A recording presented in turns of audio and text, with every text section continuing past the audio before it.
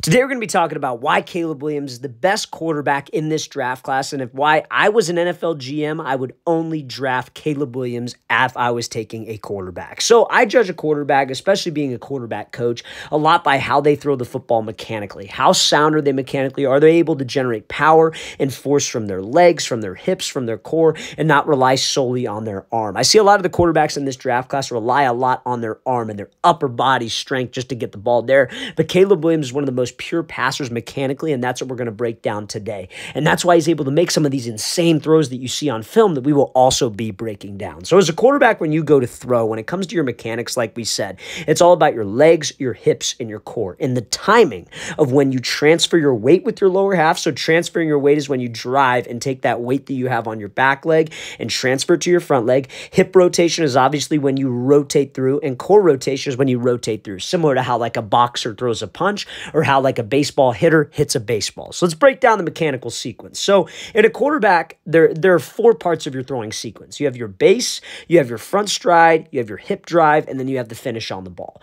Those four areas is what you judge a quarterback on, mechanically based, right? So when I say judge a quarterback, looking at his mechanics, all 32 NFL starters throw the ball differently, but they all have mechanical similarities, and it's all based on the four parts of the throwing sequence. So the first thing that all top passers have in common is their base. They all stay in this like weight back position. They have about 60 to 70% of their weight loaded onto their back leg, and they get in a position called getting stacked. That means your head, your knee, and your foot are stacked on top of each other, literally like a sandwich. Now, the reason why you want to keep your weight back is the same reason that a baseball hitter would keep his weight back. It's to get to a position of dissociation, or AKA separation, separating your upper body from your lower body. So if you're in the batter's box, and let's say you got a pitcher here and he throws you a pitch. When that pitcher throws to you, you're going to step to the pitcher with your front foot. Is the bat going to come through the same time the front step happens? No, you're going to keep the bat loaded back here. Your front foot's going to step, and then you're going to pivot off that back or squish that back bug to have the hips come through, whipping the bat through.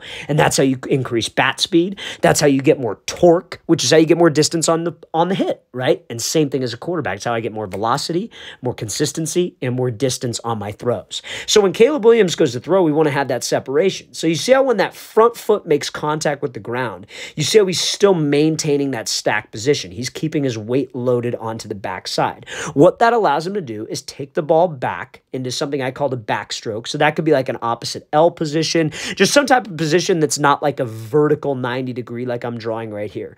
But when you take the football back, you want the back of your left shoulder to rotate slightly. You want your shoulders to rotate this way as your front foot gets down. That's dissociation. That's separating your upper body from your lower body. So now when the front foot's down and your shoulders are back and the football is back, what's going to bring those shoulders through is going to be your hips. And that AKA you transferring the weight. The reason why we want to keep my weight back also is so I could take that 60 to 70% and transfer it to the front leg. And that transfer, depending on how aggressive it is, how explosive it is what's going to give me more velocity on the ball. So he stays back on the stride. That's the first thing that we look for. So now I want you to pay attention to his front hip and how well his front hip opens up. And when you guys can get to this position where your back hip is here and the football is trailing behind, they call that chasing the hip. That is like, I guess you could say, the sign of a mechanically sound passer. When that hip is able to clear before his elbow and before the football, because that alleviates pressure off the arm, and that's an efficient way to create power. That's a consistent way to create power, and it's so similar to a baseball swing. The throwing a football is almost identical mechanically at a certain point to hitting a baseball. Remember, you step to the pitcher. What do you do with the bat? You keep it loaded. The bat and the football are the same. The bat and your shoulders are the same. You rotate your shoulders back. You separate your hands. Your front foot gets down, and now the hips fire through before the shoulders fire through, creating a whip. And that's why he's got so much freaking arm talent, and there's so many throws that he can make. Guys, it's not even close when you look at the plays on film with him. Why he has such a strong arm, though, and why he's so consistent with his throws is based on his mechanics. It's not just one of those things where you go out to the field and throw, you guys. Now, are there throws that he's probably never practiced before and he just makes them in a game? Absolutely. A lot like Patrick Mahomes, a lot like Josh Allen, but they have a good foundation. People need to understand how important it is to have a good foundation foundation of mechanics that will allow you to make the more difficult throws, the arm angle throws, the throws on the run, etc. So let's take a look at this throw here from Caleb Williams, and this is an absolute shot. So look at where he's at on the field, right? So he's on the 10-yard line. I think he drops back to about the 5. He throws this ball on a bullet to this outside wide receiver, or maybe the slot receiver on a post route, and drives this thing on an absolute line all the way to the 50. So he threw this thing from about the 5. So you got 5, 10, 15, 20, 25, 30, 35, 40, 45 yards on a rope, you guys. That's insane arm talent. That's an NFL level throw. And I'm telling you from time and time again, this is why I think he's the only quarterback that's worth drafting. Is he's the only one that's making these types of throws consistently. And then you look at the very first example on this clip when he rolls out and rolls left, rolls right, is able to throw this thing off platform on the run. Like, this is an absolutely insane throw, you guys. Like, this is so hard for him to make, and there is not a single quarterback in this draft I feel that can make that type of throw. Now, when we're going to break down some more things about his arm strength, some more things about his mechanic, more specifically his follow-through.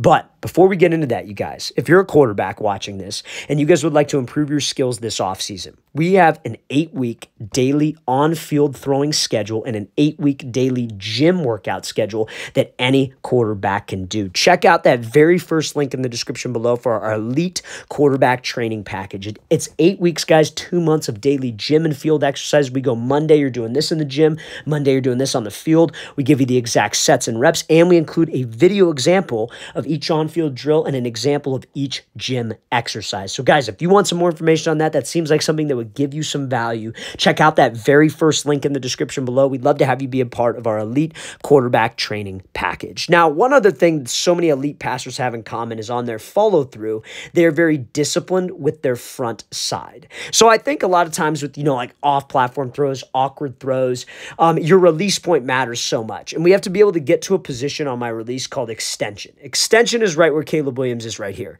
Your wrist, your elbow, and your shoulder are all in essentially a straight line when you flick your wrist at the target. Now, how you're able to get to this extension point is by having a disciplined front side. And you will have a disciplined front side if you're using your legs and your hips properly. So again, you step with the front foot, your weight stays back, your shoulders rotate, the hips are firing through. The magic point is you want to try to keep your hand up by your face like you're eating a sandwich, and you want to try to keep your shoulders and your hips parallel, because that will allow us to get to this extension point, and that's where my accuracy comes from. That extension should be right at my target where I want the ball to go.